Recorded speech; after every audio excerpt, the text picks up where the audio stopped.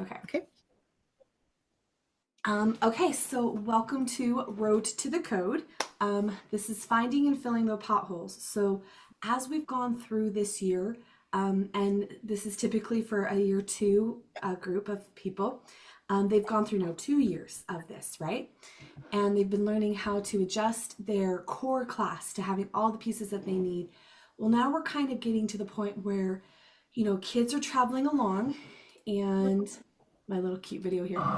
Kids are traveling along and all of a sudden they're hitting potholes and it derails them, right? And it's like, oh my hmm gosh, what do I do now? They're not making progress. They don't seem to be getting it. And so, what we're going to do is we're going to take a look at that whole piece of core instruction and we're going to find the potholes, okay? And the biggest way that we're going to find the potholes is utilizing the assessments that we have available to us.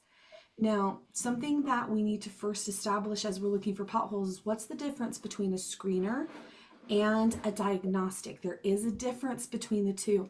And right now, the trend that I happen to see throughout different classrooms that I get to go into is that there is not a clear understanding of is this test a screener or is this test a diagnostic.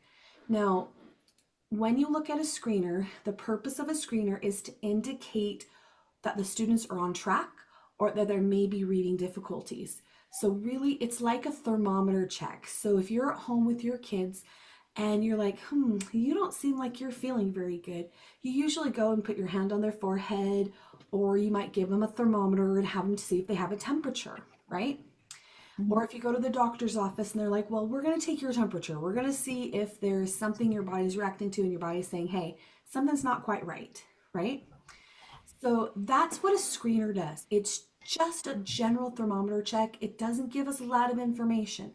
It just says, hey, there's something going wrong, or no, this guy is free and clear and on the right track. Does that make sense?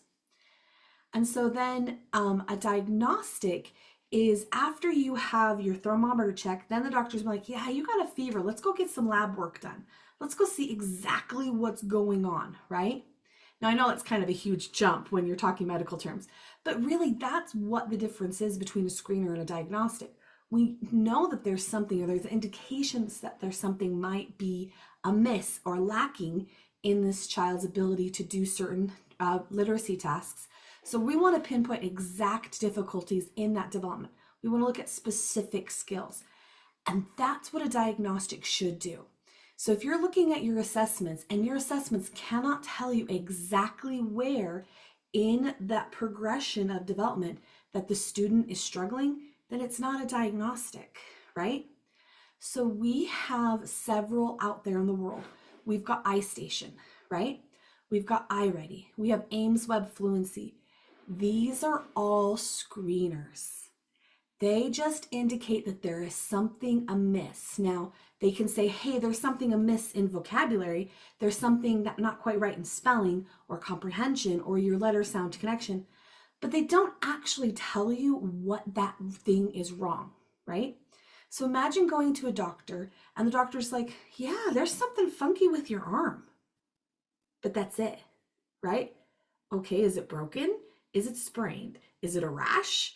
Right? At least you know it's your arm. So if anything falls off, just your arm falls off, hopefully, right? But see how frustrating that would be to go to a doctor and be like, oh yeah, we totally gave you this test and it says there's something wrong with your insides. Awesome. That's a lot of ground to cover, right? And that's what those tests do. The other problem that I have with iStation, now iStation's not bad for the purpose in which it was created, right? The purpose in which it was created was to screen students and say, oh, there seems to be a difficulty here, right? Which is very beneficial, especially when we're talking about testing in a large population. We may not be able to diagnose a large population, but if I'm looking at this huge group of people, I'm like, okay, that one, that one, and that one, and that one look like they have a fever. Let's bring them in, right? That's a lot easier and a lot more efficient for medical staff to then like, hey, we're going to run tests on these guys. Does that make sense? So iStation does that. It'll say that it does, it says it's here and here and here, which is a good indication for us to see. The other concern I have with iStation is it is an adaptive test, which means you have your first test that you give, and that test is saying, okay, this child falls here, here, showing indications. If they perform well, the test changes. If they perform poorly, the test changes. So if you are looking at, is a student meeting equivalent progress, you can't because you've changed the test. So if this is where they started, then I want to see, well, did they grow? Well, you've just changed the test every time. So you don't know where they've been from here. You just now know where they are here or here or here or here. Does that make sense? So when we're looking at growth and we're looking at, well, are they making improvement? Well, no, you've changed the test. So a child may do this in August and they may do this in September, and then in October they're like down here, right? They're way down there. And then they might come here in November and then go way up here in December because it's not the same test. It's adaptive to what the child is doing. I don't think I realized that the iStation was that adaptive. Like the iReady I knew was. Have you ever seen kids go like this on your iStation? Yes, every time. Yes, and that's why. It's because it's adaptive. They do that on iReady as well. And so we see that that kind of jig-jaggy on the Ames fluency test as well, because the passages are not the same passages. You might have a student who has a lot of background knowledge on this particular topic on this read, and they have no background knowledge on this topic, but they're leveled the same. And so what you'll find is students will do really, really well on this one that they have high background knowledge on, but the one they know no, they'll go right? And so you'll see on an Abe's Web, they'll be boom, boom, boom, boom, boom, boom, boom, boom, boom. And so the way that people have compensated for that is to say, well, we're going to just kind of take this trend line and we're going to average them out, and we're going to see is that trend line going up? But it's not the same test. You're not testing the same thing. So I'm like, okay, that's cool to see a trend. That's awesome. So if you take it as the idea of it being a screener, oh, that trend line, okay, they're gradually getting better. Their temperature is slowly getting better. Does that make sense? And so for a good chunk of kids, that's kind of all you really need. Like if you're looking at your high kids, you're like, okay, they're middle of the row, yeah, they're going up. The problem is that we're dealing in triage, right? And so you've got the emergency room. We're in the emergency room in second grade, and especially third grade, right? And you're at the point where this kid has come into the emergency room and a thermometer check isn't going to take it, right? It's not going to be able to cut it. And so you've got to be very, very specific and treat the problem right there because you're running out of time. Does that make sense? So when I hear that goals are being made by iStation, or I hear IPLPs are being made with iReady, I cringe a little bit because I'm like, oh guys, you don't know what you're doing to yourself, right? Which, okay, now they still have their place. There's still a purpose for them, right? But I think we have too much emphasis on the screeners, right? And so, yes, we give them at the beginning of the year, let's see where our kids are starting out. Do we have a high temperature? Do we have a moderate temperature? Are these guys pretty okay, right? Who's going to need intensive intervention, and who's looks like, oh yeah, they're doing great. Let's extend them, right? It helps to filter kids out a little bit and then leave it at that, okay? Just let it lie there and then go to your diagnostic. Now, we do have a lot of diagnostics available.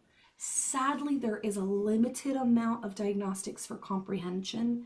The closest you're going to see, which we'll talk a little bit more about in year 2, is vocabulary and syntax and background knowledge are the foundation for their comprehension.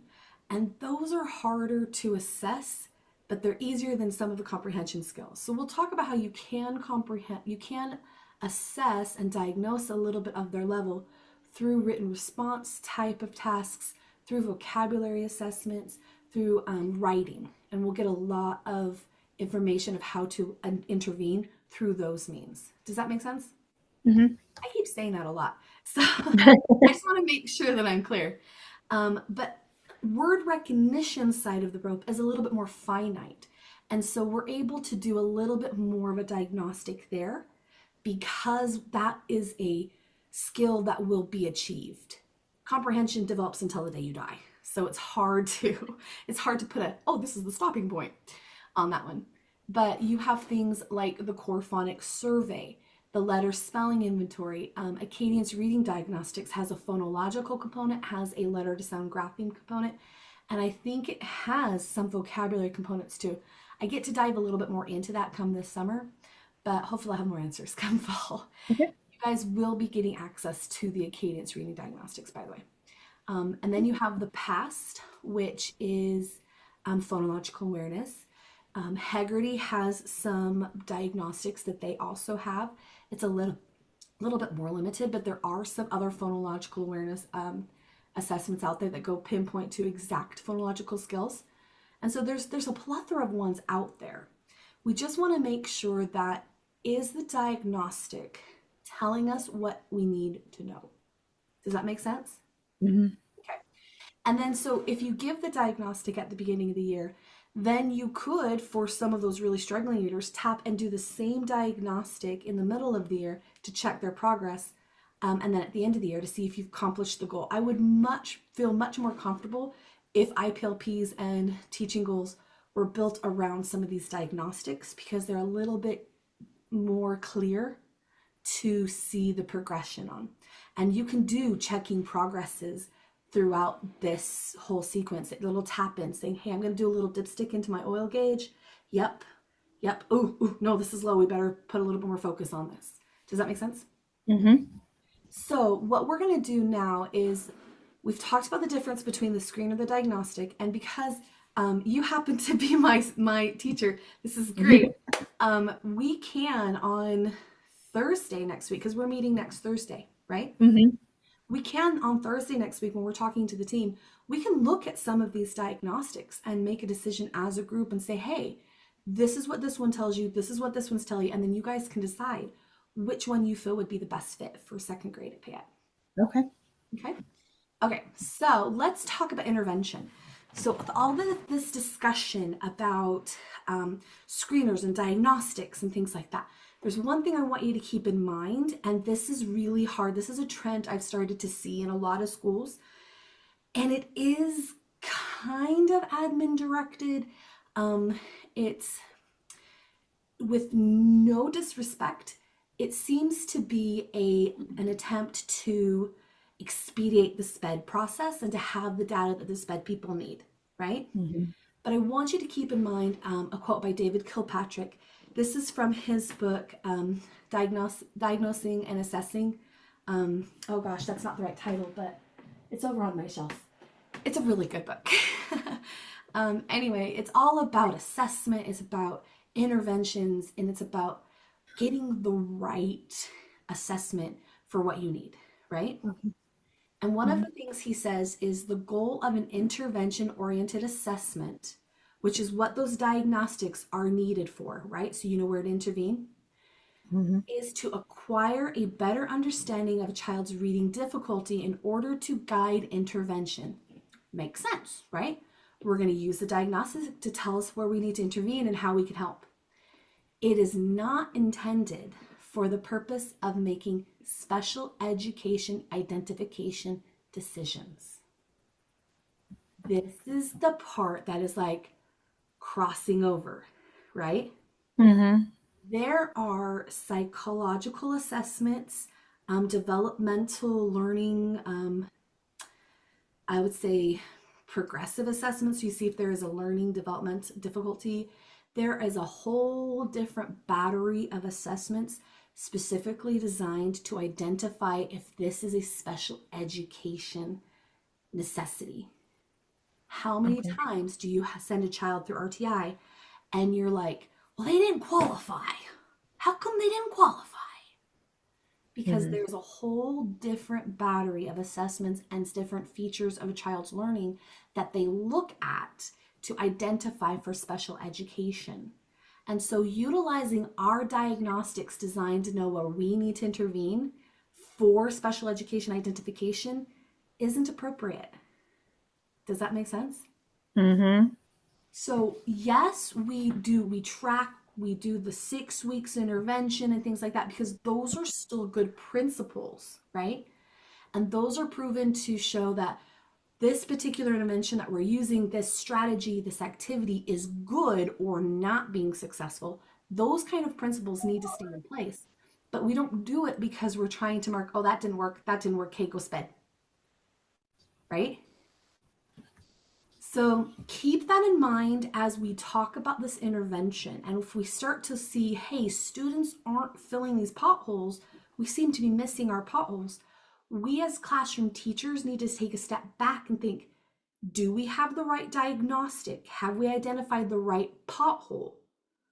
And are we utilizing the best practice for intervention for that student? And we may have to switch it up a little bit. We also can look at frequency. We can look at duration. Are we meeting with them a lot more than we should or not enough? Are we doing enough length of time with enough teaching, practice, and guided practice?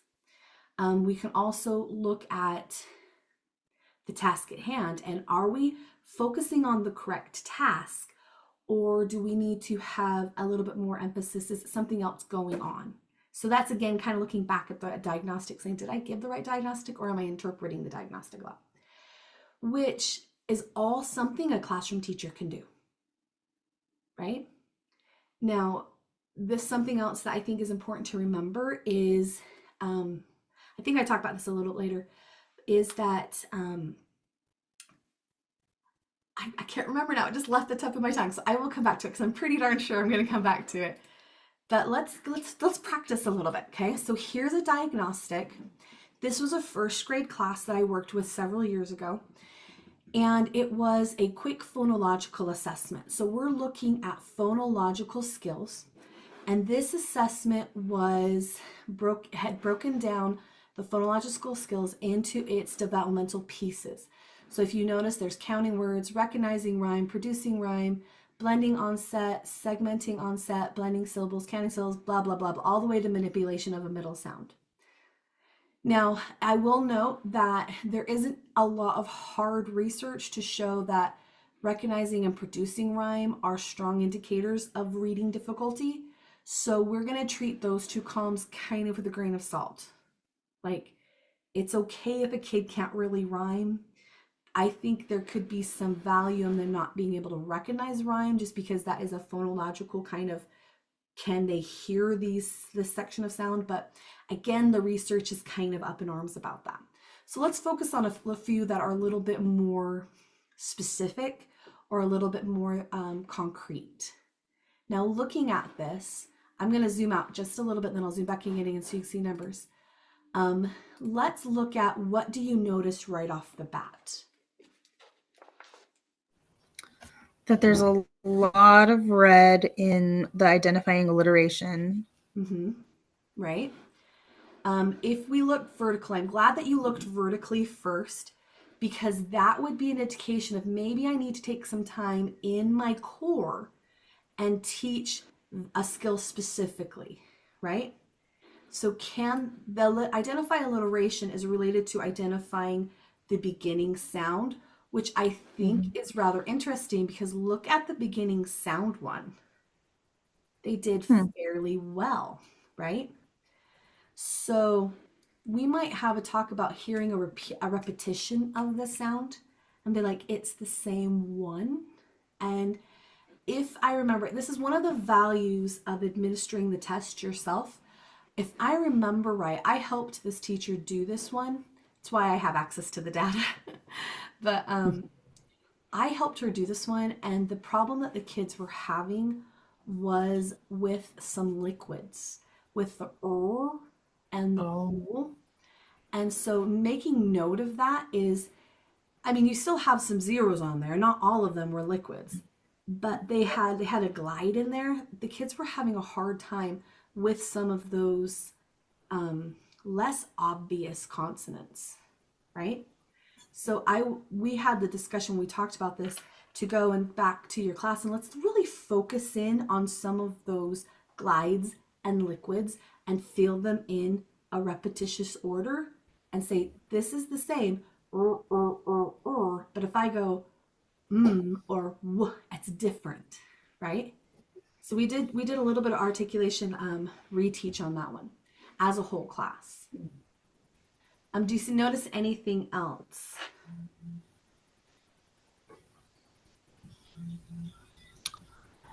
As it gets further, like more difficult, there's not any color. Right, Like they stopped the test because it stop. became increasingly difficult. The nature of this assessment was developmentally progressive. And so Okay. if they missed several in a row, like several sections in a Right. row, you stopped the test. They hit their edge of their zone of proximal development. So they stopped the test. And this is normal for a first grade classroom. When you get to adding and deleting and manipulating over here, that is introduced and mastered in first and second and third by the end. So it makes sense that they would really be dropping off here. Now that Yeah. does make me look at 11 and 12 who they managed to make it all the way to the end, right? Yeah. So these guys are doing fairly well and they look like they're doing fairly well at the beginning too. So I might look at comparing this with another diagnostic with their letter sound and say, okay, do these students also show a good sound to letter connection? Do I need to advance them into harder patterns? Because they seem to be getting a few things. Do you see anyone that might signal that they have dyslexia?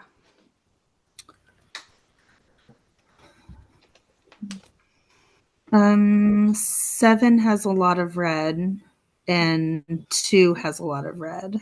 Especially in these early stages. Yeah. The counting words and the recognizing rhyme, these ones are more pre-K, 3 to 4 year old. And if you're looking at this is a first grade class, we've got some concerns here in student 6, even student 7, student 2, right? That Mm-hmm. they're not hearing some things at all that they should be able to hearing. Now, we can't diagnose dyslexia, but they're showing an indication of not being able to hear words, and they only hear the sentence as a one big sound chunk. And that's the characteristic of dyslexia. So we might consider keeping an eye on these guys with some explicit instruction and see if we can get that focus back up again.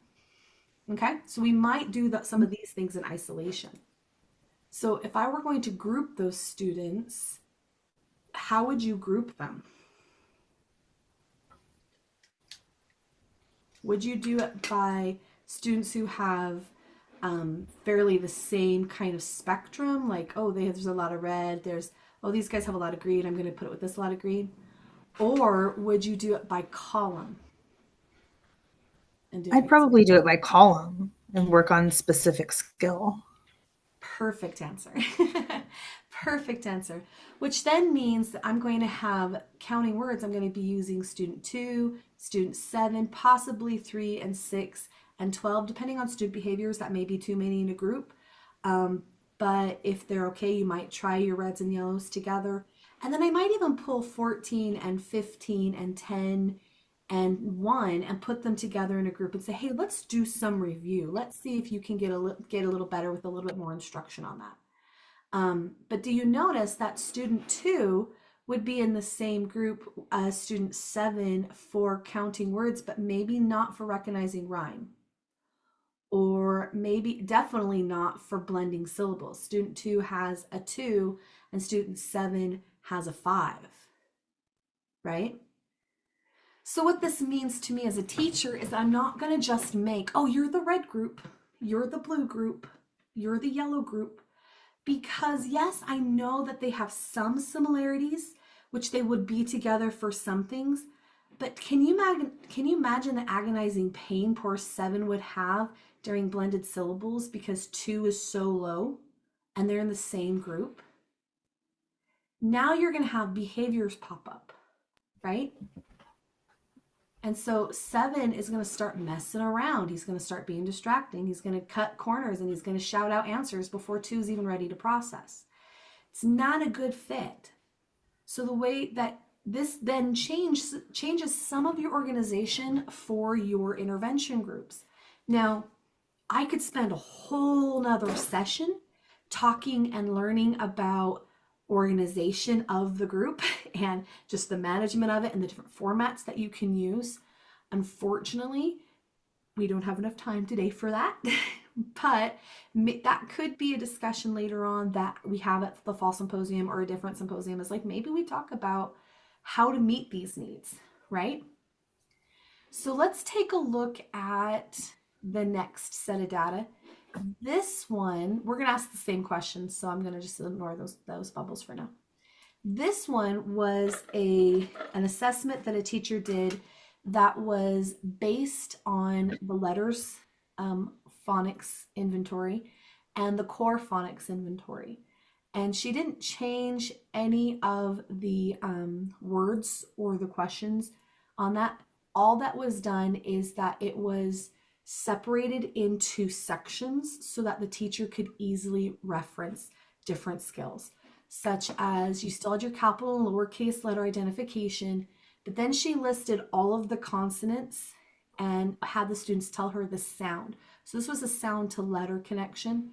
They told her the sound, then she took all the digraphs and asked if the kids could tell her the sound for the digraphs. Same thing with oddities, the R-controlled vowels, the short vowels, the long vowels, and the diphthongs, and all the vowel teams. This was a second grade class. I didn't type at the top, but I should have.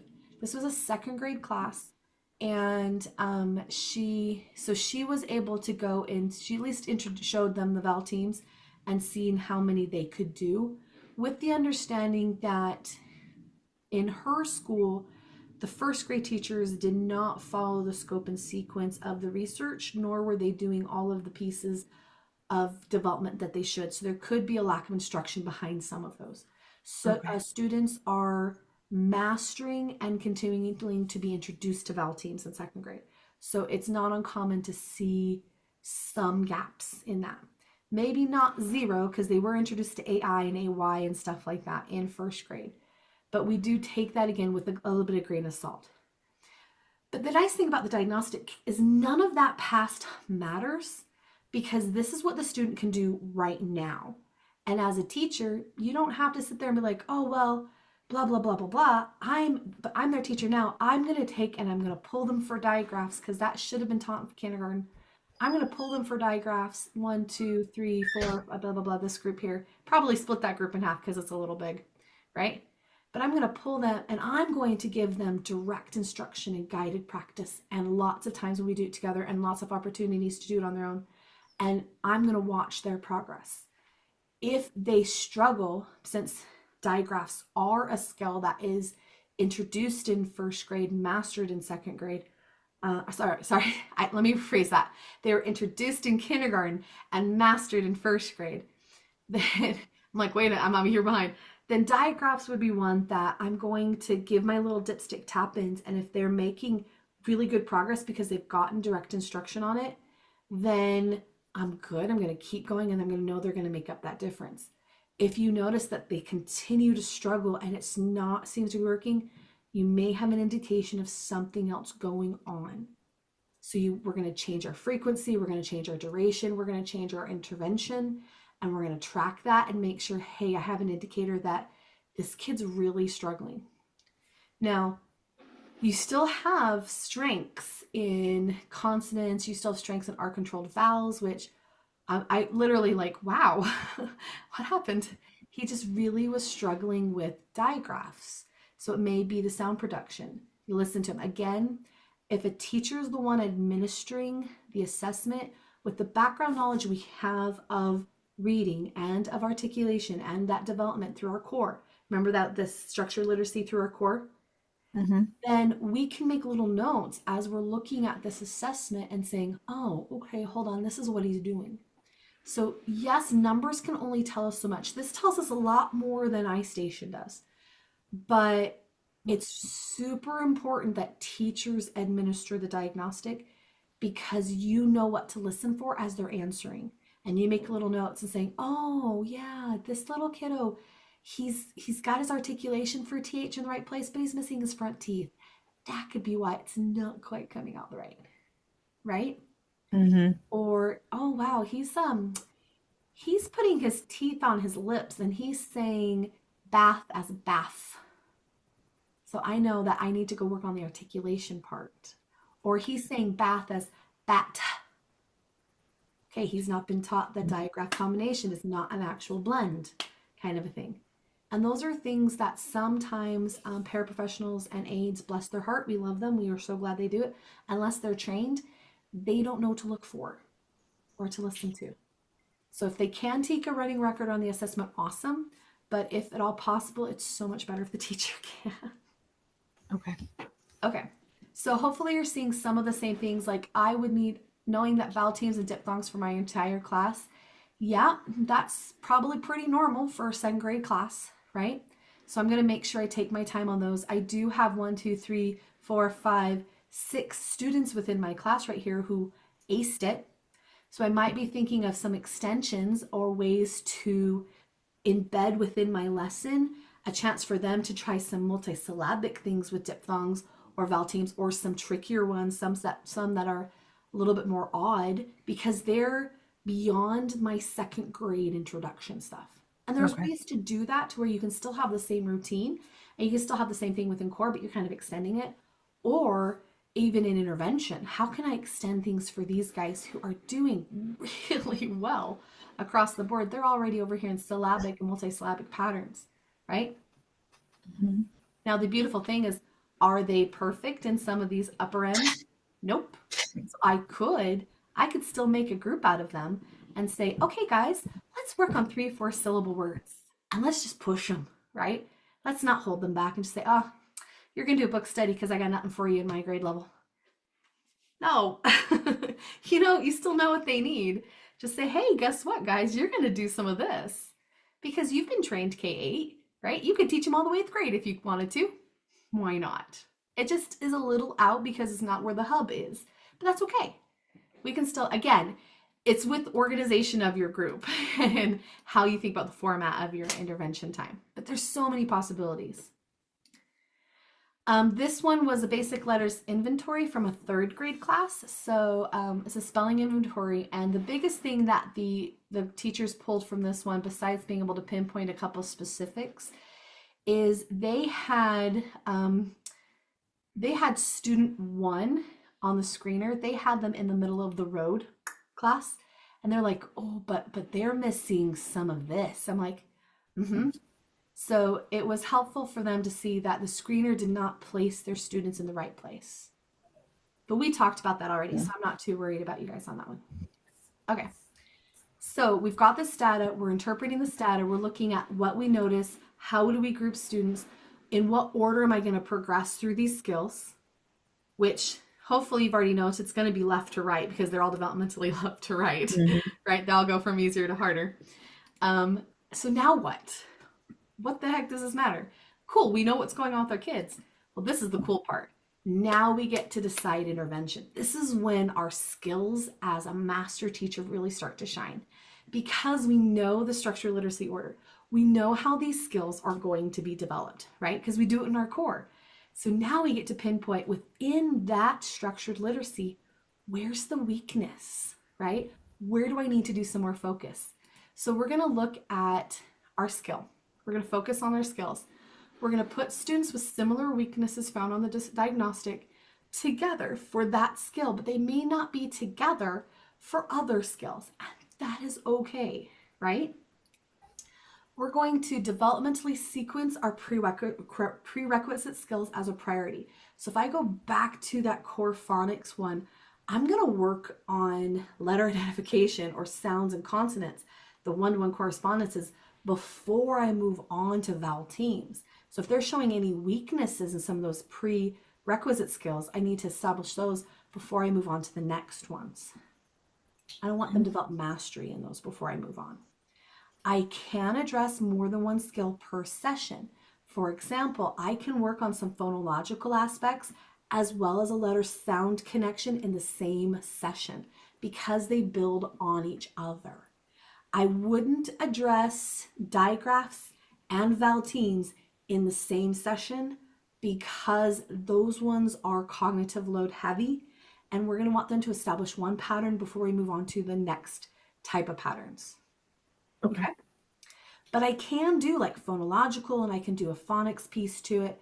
And I can do some decoding piece to it because as we know, remember that graph we had about the flow of the river as we develop them? They do, Mhm. they build into each other and it's helping them connect those pieces if needed. You may, though, it's okay. You may have to stay on one particular aspect for a session because it's a lot for the student to process, and that's okay too. But don't be afraid to put a couple together. We're going to utilize those connections and we're going to review master's skills to build up their confidence of saying, okay, yep, you know this. Here's the new one. The skill's the same. We just have a new pattern to put with the sound. Now, some things to think about as you're planning your intervention is think about what needs to be direct instruction and what needs to be guided practice. The teacher should be the one doing the direct instruction. You have the training, you have the experience, you have the master teacher knowledge to know how to give corrective feedback and know how to guide them through some things. Aides can help with guided practice, but they may need to be trained on certain Okay. procedures and certain routines.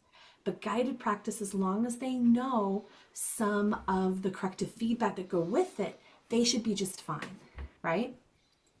Also, think about instructional time needed for a certain task. Now, sometimes we break up our interventions and we have, well, I'm going to have this group of kids for 20 minutes, or I'm going to have this kids for 15 minutes and this kids for 10 minutes. Do you need that amount of time for instruction with you? Or can you have them for like 5 minutes, you do some intensive practice or instead of intensive instruction with them, and then send them over to an A for guided practice? Or is it 10 minutes?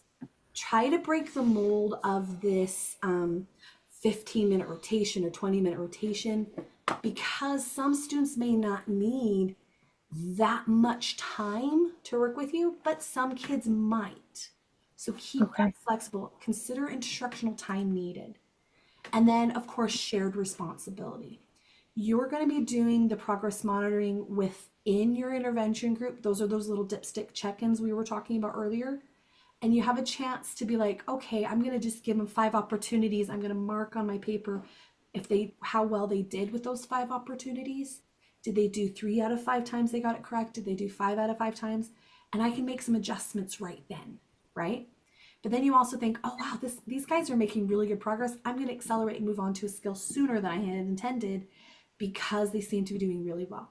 So you can do some of that monitoring that progress really informally. You will have to think about when to do more formal monitoring of progress for like 3 weeks and 6 week little check marks. But that doesn't mean that if the child is showing adequate progress, you have to stay in that for 6 weeks, right? Like, well, we've been doing this for 6 weeks and they got it after 3 or they got it after 2, right? Right. So you wouldn't let it go. That'd be part of your mastery skills staying in there, but you wouldn't be the focus, right? You don't have to hold kids back for sped time restrictions. So does that Okay. make a little sense why our Uh-huh. intervention quote at the very beginning was there? Because we're not Yeah. utilizing this time as sped identification. We're not using these diagnostics as sped identification. So Okay. there is some give and take about that 3 to 6 week because you're not in a I'm heading to sped route. You're in I'm helping this child learn and we're gonna go as fast as the child needs to go, right? Hmm. So and some of that comes with, well, then sharing with your aides, sharing with other people that come in. So again, think about your classroom management, think about your intervention format. How do you organize to make kids more independent? Like I said, I could spend a whole nother session just on that last bullet point, right? Which maybe that's something we talk in coaching sessions about. That's totally Yeah. up to you. I'm just throwing it out there. That's a possibility. Okay, so one thing that I have found is helpful is to think purposely about these interventions and really help keep track. Something we used to have years ago was something called an I plan. And it wasn't an IEP, but what we used it for was to track a student's intervention so that if they happen to have to go down the RTI path, we had all of this information to bring to the RTI committee and be like, yeah, so this was the intervention, this was the skill or the diagnostic in which we identified the skill. So, excuse me, my jacket's coming off. We'd have, and this is similar to the form that has been used in the past. This is just one that I put together for the important information that we really do need to keep track of as an interventionist, right? So you can have student or student group. You can have from the diagnostic that first skill that you identified that's going to be your priority. It could be a phonological awareness one. It could be a phonics-based one. For my example that I'm going to show you in a little bit, I broke that first skill into phonological and phonics, but we're going to be doing them at the same time. I just wanted to be very specific about which intervention was addressing the phonological and which intervention was going to address the letter to sound connection, because there Okay. were indications of two of those pieces going on. Maybe not super strong on one, but there was a little bit I wanted to, as a teacher, clarify if this was as strong of a hindrance to the student as the slight test indicated, right? Okay. So let me go back one more, sorry. So things to look for is we're going to look at the intervention to be used. We're going to be very specific. And we're going to look at the frequency, how long, so the duration, and we're going to look at the group size, because sometimes that will make a huge difference. Some students will be able to be successful in a group size of 6. Others will need a group size of 3 or 2, right? It just really depends. So that's why it's a factor to consider, and that is of course adjustable. Then when we're looking at the checking progress, this one is going to be the more formal tap in that I need for a data line, for us saying, hey, I've done this now for 2 weeks or 3 weeks. This is a more formal tap in. So I sometimes can ask my aide if I've shown my aide, or I can do it. And it's going to say, hey, this is where I'm going to do more formal one. Of course, during the whole time you're doing intervention, you're going to do your little dipstick pieces and you're going to make some decisions as the teacher as you go forward, because it's not like, well, I'm going to keep doing the same thing until this more formal one. You can make adjustments all the time. Teacher input and teacher knowledge is essential, because you know these kids, you know the knowledge and the background you need to have, and now you're going to apply all of that to your intervention. This is why this is my favorite thing, because we get all this background knowledge, right? And we get Mhm. all of stuff and we utilize it in our core, because here we have all this curriculum that we're going to be pulling together, and we're going to pull out the best pieces from our tools. Since the curriculum doesn't tell us what to do, really, they expect you to be able to know, right? They have some Mhm. missing pieces that you have to fill in. But this is where we really get to shine with our expertise, because here I have this diagnostic and I know what's going wrong with the child. I know what to do to help them up, right? So I get really excited about intervention time.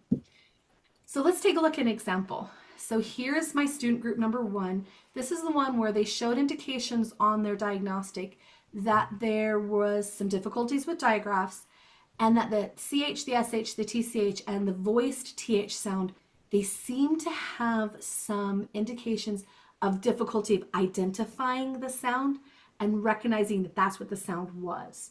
It wasn't very strong. Again, this is one of the values of the core teacher doing the diagnostic, right? Because you can hear it, you know what to listen for. So what I decided to do, this was a first grade class, is articulation instruction and connections to the sound wall reference just on some of these sounds again, to make sure that they're forming it right and they hear it right and they know some of the features that go with these sounds. And then I wanted to take some colored blocks. Oh, I think I left those over somewhere. So I'll just use my little cards here. I was going to have them take some colored blocks, and we were going to then segment beginning, middle, and end, and point out where the target sound was heard, so they can hear it in the co-articulation, be like, oh yeah, it was here or it was here, because they did show an indication that they're having a hard time separating that sound. So maybe that's one of the reasons why they couldn't read it, right? Mhm. So I was going to have them do that twice a week on Monday and Tuesday with me, and they're going to do that 5 minutes with me. And then after we had our time together, I was going to send them to practice with a partner with an activity where they have the picture and they're segmenting, and they have to put a clip up where the sound is that they're focused on. Okay. They're going to do that with a partner, and that was going to be one of their must do's as they left me. And every must do that they leave me trumps anything else on their independent reading menu. And that was just one of the organization ways you have a reading menu that kids work their way through. But everything that I sent them to go practice with from our group always trumped everything that was on top of that list. Once that was finished, then they could go back to the list. Okay. Which is helpful when organization wise, because the list doesn't have to change very much throughout the day. Or throughout the week. It's basically purposeful practice for the kids to do while you're working with a small group to keep them busy so they don't bug you. But that group size was 3 students because they were more intensive on the letter sound connection. So I kept it small. And what we're going to do then is after 2 sessions, so after a week, because there was just a bit of a hint that this was a problem, may not actually be a problem, I was going to have my aide pull the Haggerty segmentation test and have them pull out some of those sounds and see if they could do that after that Monday, Wednesday.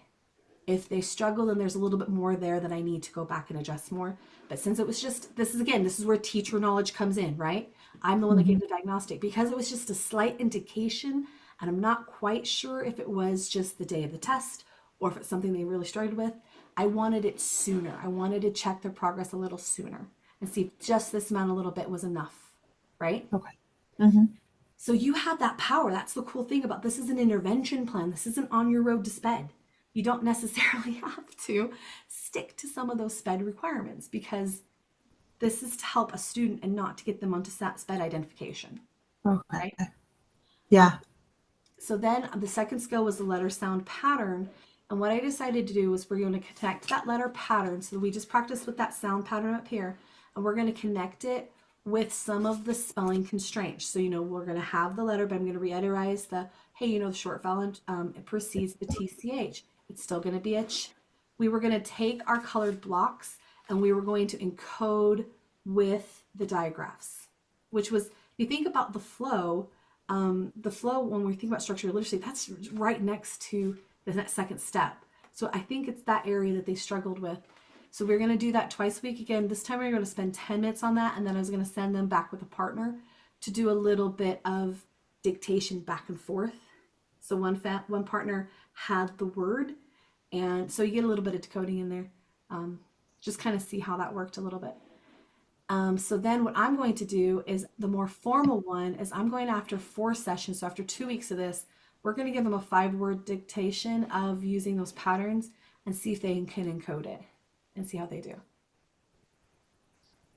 Does that make sense? Mm-hmm. So I also like having the reevaluation date on there so oh, hey, 8, I need you to pull student 1, 3, and 7 into the hallway real quick and do that or whatever.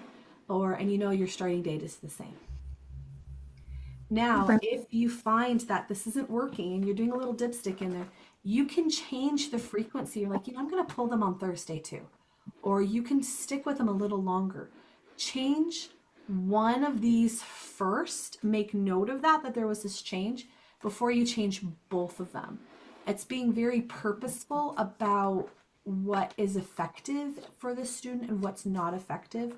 It may be that they just need a little bit more time with you doing this, and they don't necessarily need to meet with you more often.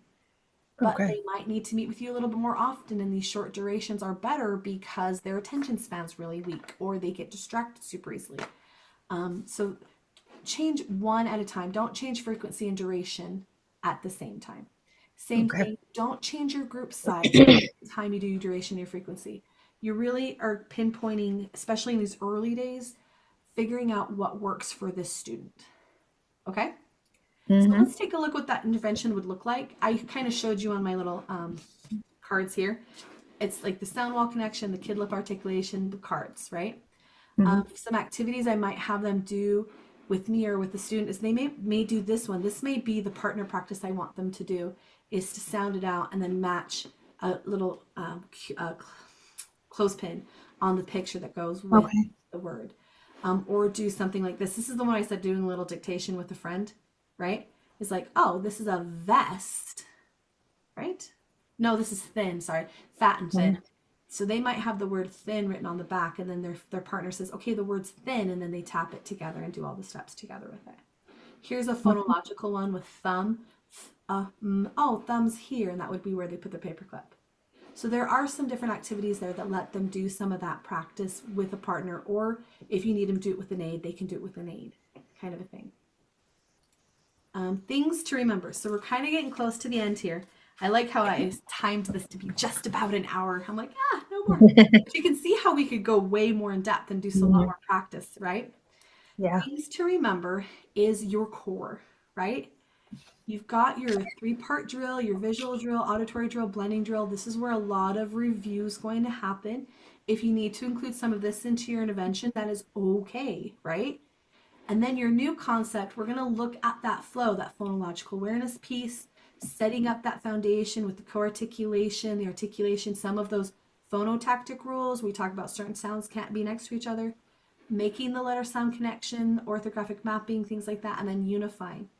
It's not that I need a program to walk them through. That diagnostic is going to indicate somewhere within this structured literacy flow, they're having trouble, they're drowning or they're falling out of their boat, right? Mm-hmm. So you don't have to go reinvent the wheel. It's not like, oh, now I have to go find something totally different to do for intervention. No, pick the component that they need more time with you in a smaller group session or more specific supports for. That's why you bring up these manipulatives and these different modalities, because they might need more support or more scaffolding and guidance through some of these pieces without the large 20 student, 25 student other distraction, right? Right. Use your data. So please remember that there is no one program that is going to solve all your problems. They have great tools. SIPS is a great tool for unification, for the decoding and the blending. Doesn't really shine in anything else. They try, but not really. Heggerty does great with phonological awareness. UFly even. And I'm a supporter of UFly, and I think this is where some of the coaches and I get in conflict sometimes because they're like, well, just tell them to use UFly. I'm like, yes, but UFly doesn't answer every step on structural literacy in the depth that the child may need it, right? It is a Right. great tool, and we will be looking at that in year 2. It is an excellent tool to use and has a little bit more support than other things do. But just keep in mind, there is no one program out there that's going to solve all your problems. There are a lot of tools that you can use, but the one who's going to solve the problems is you. You are the master teacher, and you have the knowledge to go forth and do those things, right? And make those decisions. Be targeted and utilize your tools available, right? Think critically about each student and how to help them build that pathway. That's why it's so important for you to be able to give the diagnostic, because then you Okay. hear what's going on. Focus on specific areas they struggle with to fill that pothole, so you don't just kind of throw it out there and say, well, we're kind of working on short vowels, so here, I'm hoping with these activities we're going to get it. No, go find the exact vowel. Is it O? Is it E? Is it I? Which one? Right? And work on that one. Okay. Use the proper assessment that tells you exactly what's going on and what you need to know, and then utilize your intervention with the specific pothole and the best tools, and that includes your people that you have in there. So when you're talking with your team or you're talking with your school and your principal about utilizing your aides to the best ability, that should be part of the discussion. It's like, in intervention, we need our aides to be able to do this.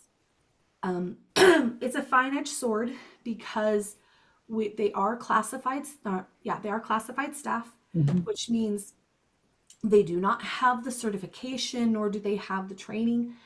But depending on how your school wants to balance things out, you can provide them with the tools that they need and with the training that they need to be an asset to you. And you guys, there's schools out there, you guys have some phenomenal people that work with you, and they've gained a lot over experience. So it's just about utilizing your best tools, and how are your best tools given the tools that they need, right? And then remember, monitoring progress. Excuse me. Monitoring progress made is not necessarily doing a formal retesting. Yes, it can be, but it can also be those little dips and check-ins that we're talking about. Like, hey, I'm going to monitor this, because we're not on a path to SPED identification. We're helping a student, so we get a little bit more freedom to make adjustments. Okay. Okay, so that is the end of that. I'm going to go ahead and stop recording if I remember how to stop recording. That might be the tricky part.